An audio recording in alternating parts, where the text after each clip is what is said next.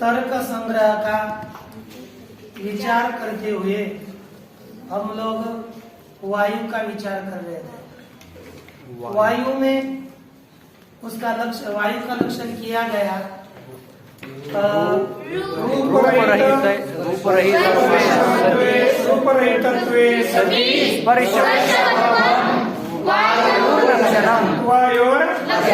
यदि हम वायु का स्पर्शवत्वम इतना ही लक्षण करते हैं तो कहाँ अतिव्याप्ति होती है? पृथ्वी ढाका में अतिव्याप्ति होती है। उसका वारण करने के लिए क्या लक्षण किया?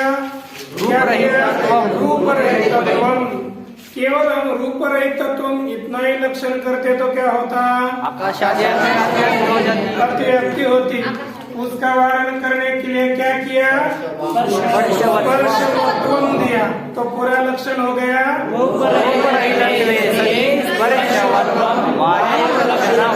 ये बताइए वायु कितने प्रकार का है? दो प्रकार।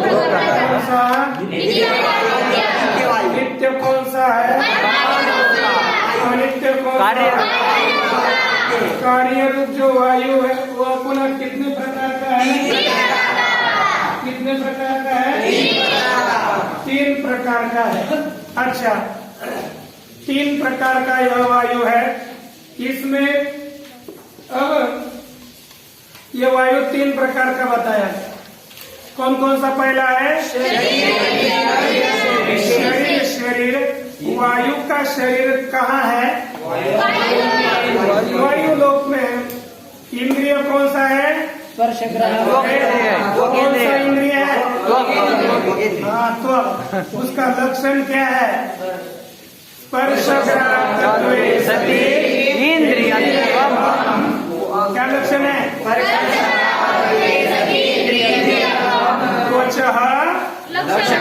अच्छा, वायु का विषय कौन है?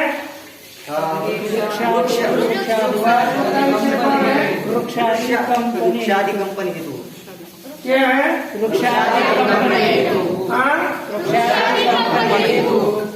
हाँ, तो क्या लक्षण है? वृक्षादियों का कंपन करने का हेतु कौन है? यही वायु का विषय है। अब आपको बताना था वायु 2 प्रकार का है। कितने प्रकार का? 2 प्रकार। एक महावायु और दूसरा प्राणवायु। एक महावायु और जो ये खुले आसमान में जो वायु बहती है वह है महावायु, और शरीर के अंदर जो घूमती है उसे कहते हैं प्राणवायु। इसलिए इन्होंने लिखा कि शरीरांत संचारी प्राण, शरीरांत संचारी वायु प्राण। अर्थात शरीर के अंदर विचरण करने वाला वायु प्राण है। क्या है बोलिए? इसका अर्थ क्या है? शरीर के अंदर वायु प्राण है। अच्छा, ये प्राण बताया। और वह एकोपी, वह कितना है? शरीर के अंदर विचरण करने वाला वायु कितने हैं? 1 है। 4 प्रकार। एक होने पर भी सचैकोपी, वह एक होने पर भी उपाधि भेदा प्राणापानादि संज्ञान लगती। वैसा शरीर के अंदर विचरण करने वाला वायु एक ही है, लेकिन उसको ये प्राण उपाधि भेद से, स्थान भेद से उसे प्राण, अपान, व्यान, उदान और समान ऐसे 5 नाम प्राप्त होते हैं। एक ही प्राण है लेकिन वह उपाधि के कारण उसे 5 नाम प्राप्त होते हैं। कहाँ कौन सी उपाधि से इसे 5 नाम प्राप्त होते हैं? तो देखो एक श्लोक आता है, हृदि प्राणो गुदे पाणः हृदि प्राणो गुदे पाणः समानो नाभिमण्डले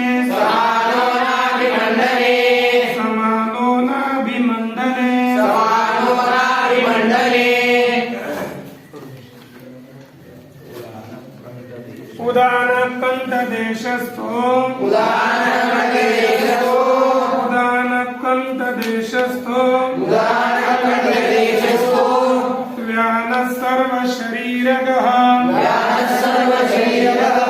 व्यानः सर्वशरीरगः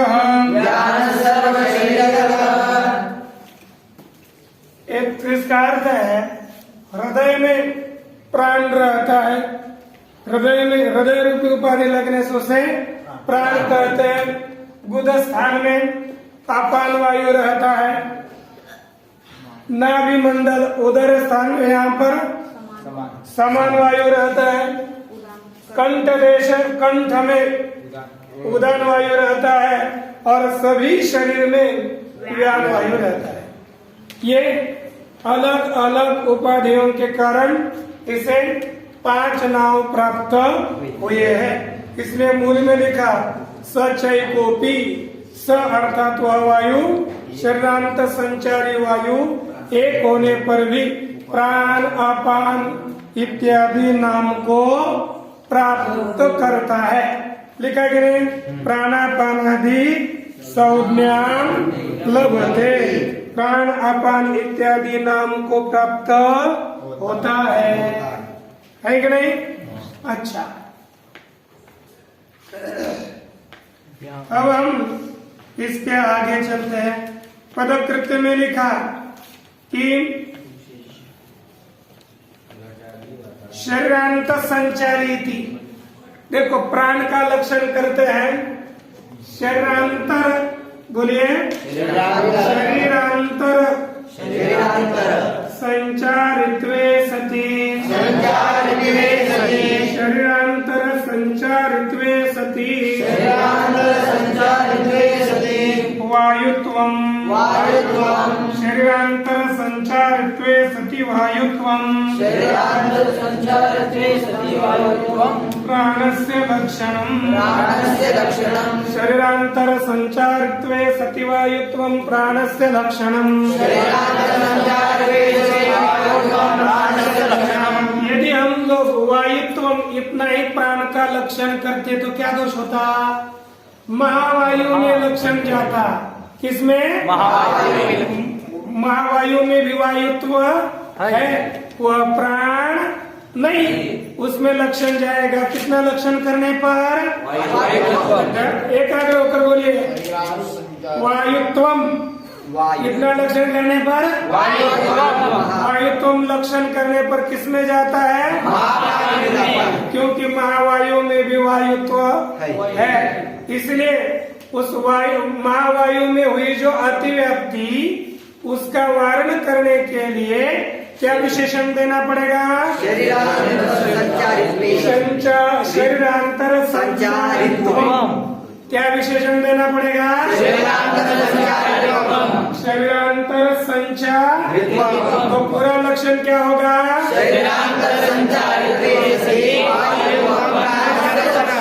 ये न्याय है, बोलने से आता है, चुप रहने से कुछ भी पता नहीं चलता। तो बोलिए शरीरांतर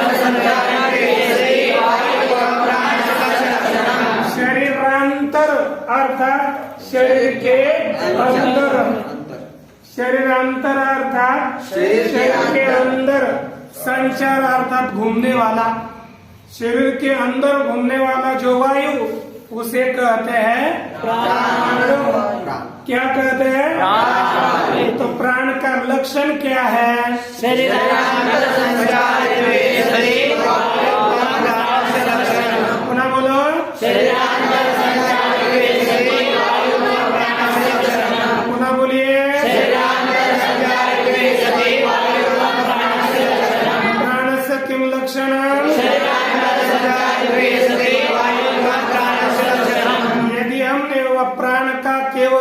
वायुत्व इतना लक्षण बनाया तो क्या दोष होगा? किसमें अतिव्याप्ति? महावायु में। उस अतिव्याप्ति का वारण करने के लिए क्या विशेषण देना पड़ेगा?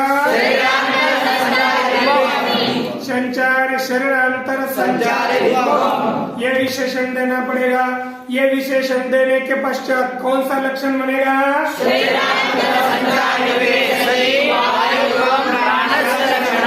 ये भी एकाग्र हो गया ना, तर्क संग्रह जाकर पढ़ने की आवश्यकता नहीं है। एकाग्र वालों के लिए। और जो विक्षिप्त इधर उधर करते रहेंगे, यदि समझ में नहीं आया तो फिर पढ़ने पर भी पता नहीं चलता है ना, लेकिन समझ में आया। अभी देखो, फिर पूर्व पक्षी कहेगा महाराज ये वायु तो पद हटा दो, कितना लक्षण बनाओ? शरीरांतर संचारित्व। कितना लक्षण बनाओ? इतना ही लक्षण बनाने से अतिव्याप्ति का वारण होगा, क्योंकि महावायु तो बाहर घूमता है, शरीर के अंदर घूमता है। तो शरीरांतर संचारित्व किस में जाएगा? प्राण में चला जाएगा। वायु तो देने की क्या आवश्यकता है? और कहते हैं महाराज, यदि शरीर पता है ना, शरीर न्याय मत में शरीर के अंदर मन घूमता रहता है। मन इत्यादि शरीर के अंदर मन सूक्ष्म है उनके मत में। मन कैसा है? सूक्ष्म। और वह पैरों से सिर तक वो निरंतर घूमता ही रहता है।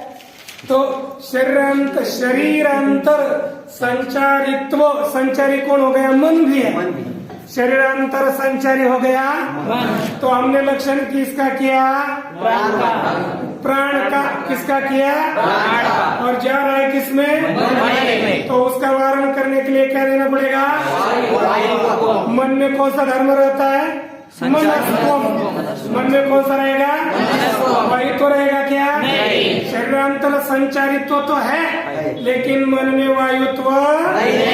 तो लक्षण क्या हो गया?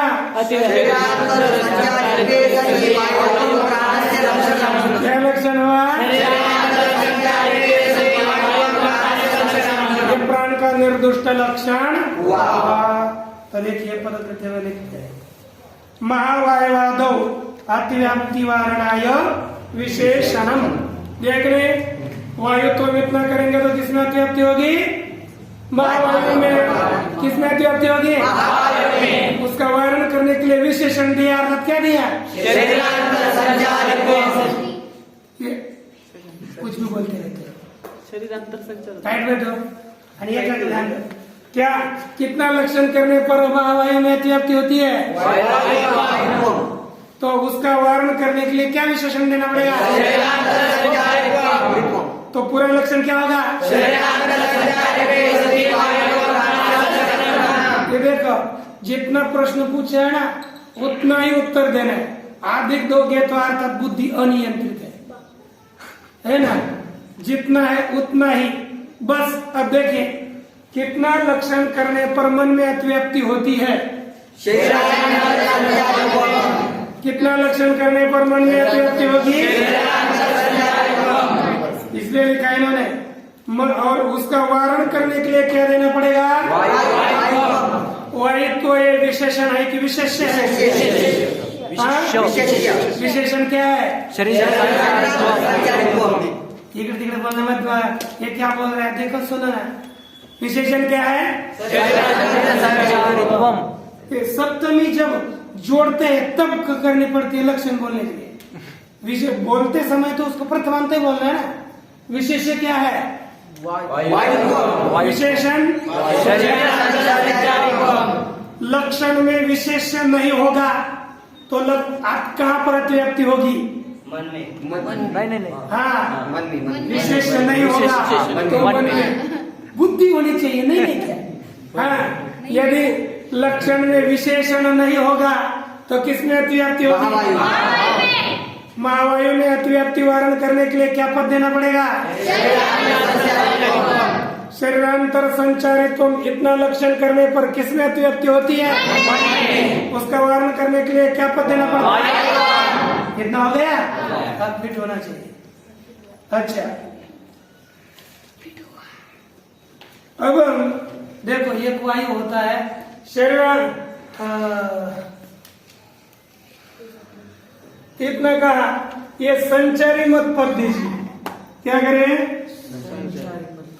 इतना ये क्यों देते हैं? इतना ही बोलिए शरीरांतर वायुत्वम। क्या लक्षण करेंगे? अथवा शरीरांतरत्वे सति वायुत्वम। ये संचारी पद क्यों दिया? कहते हैं कुछ और भी प्राण है, उप प्राण होते हैं, नाग, कूर्म, कृकल, देवदत्त और धनंजय।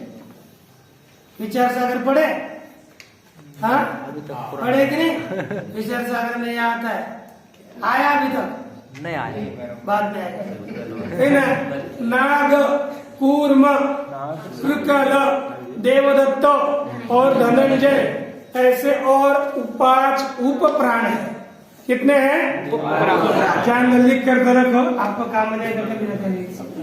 नाग, कूर्म, कृकल, देवदत्त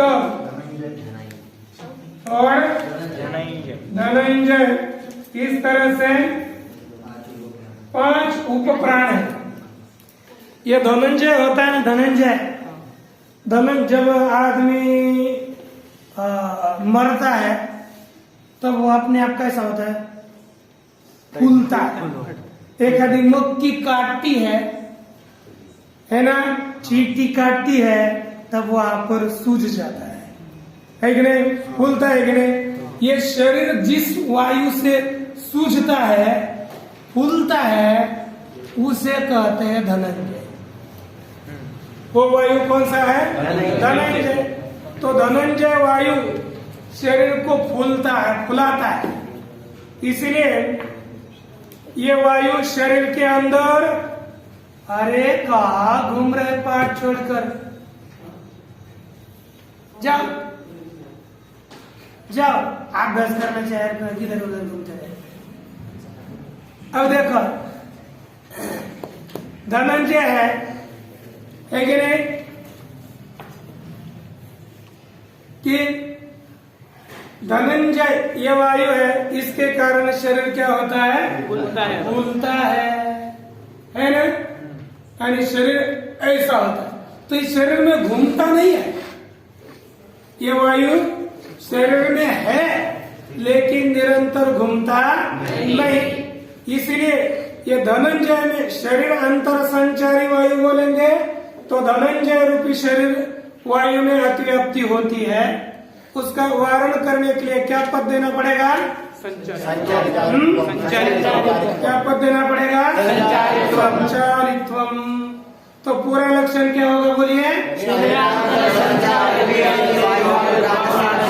पुनः बोलिए, पुनर्वदन्तु शरीरांतर संचारित्वे सति लक्षणं प्राणस्य लक्षणं। ये हो गया कि नहीं? अच्छा, अब क्या? मुख। अब कौन सा प्राण है? पदकृत्य में लिखा, मुख नासिकाभ्याम निर्गमन प्रवेशनात् प्राण। ये वायु मुख और नाक के द्वारा बाहर निकलता है और अंदर आता है। मुख और नाक से बाहर निकलने से और अंदर आने प्रवेश करने से उस वायु को क्या कहते हैं? प्राण। क्या कहते हैं? प्राण। मुख और नाक से बाहर निकलना और अंदर प्रवेश करने से वह प्राण है। जलादे अधो नयनात् अपान, जल इत्यादियों को नीचे ढकालने वाला प्राण वायु कौन है? अपान। तीसरा, भुक्त परिणामाय जठरानलस्य समुन्नयनात् समान।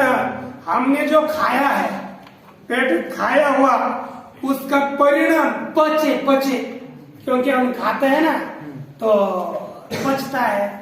और यदि समान वायु अच्छा काम नहीं करता कभी, तो फिर आपको पता है फिर सीधा आपान वायु के पास जाना पड़ता है उसको, है ना?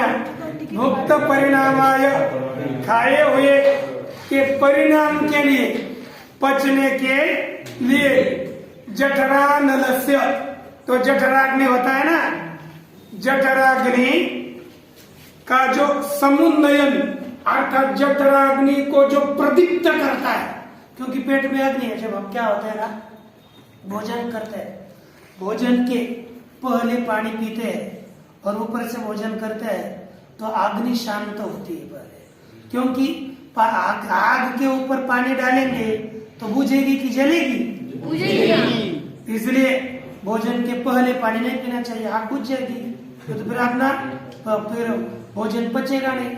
और यदि बाद में भी पानी पीते हैं तो भी आग बुझ जाती है ना, तो इसीलिए हमको पानी कब पीना है? भोजन के पहले आधा घंटा, आधे घंटे पहले कम से कम, और भोजन के बाद 1 घंटा, उसके बीच में पानी यदि अंदर अटकेगा वगैरह थोड़ा थोड़ा पीना चाहिए, लेकिन बीच में पानी और भोजन के बाद में पानी नहीं पीना चाहिए। फिर क्या पीना चाहिए? यदि हो सके तो दूध पी सकते हैं, तक्र पी सकते हैं, नींबू पानी पी सकते हैं, अर्थात पानी को विकृत करके कुछ उसमें पदार्थ डालकर पी सकते, सीधा पानी नहीं पी सकते, तो ये पचेगा नहीं। ठीक है। भोजनांते विषमवारी,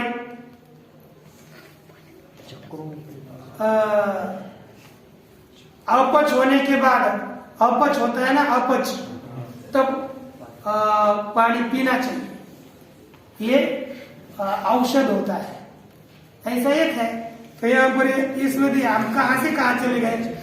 भुक्त परिमाणाय, ते भुक्त परिणामाय, भुक्त खाए हुए का परिणाम हो, बदल हो, इसीलिए जठरानल, जो जठराग्नि है, उस जठर अग्नि को प्रज्वलित करने वाला होने से, अर्थात सम्यक अच्छी तरह से करने वाला है, इसलिए उसे समान कहते हैं। अन्नादेव ऊर्ध्वनयनात् उदन, जो हमने खाया है उस अन्नादियों को ऊपर लेके जाता है, उसे कहते हैं उदान। समझ में आता है कि क्या चल रहा है प्राण पर, ये पता नहीं चल रहा है, ठीक नहीं? और नाड़ी मुखेश वितकनात्, यहाँ नाड़ियां होती, सब जगह पर शरीर में नाड़ियां होती है, उन नाड़ी मुखों में फैला हुआ है कि वह है व्यानो, है कि नहीं? सब शरीर में फैला। यदि क्रिया रूपोपाधि भेदात तथा व्यवहारियते, इस तरह क्रिया रूपी उपाधि के भेद से वैसा वैसा व्यवहार किया जाता है, अर्थात यह प्राण है, यह अपान है, यह ज्ञान है, यह उदान है, इस तरह से इसके साथ व्यवहार किया जाता है। ओम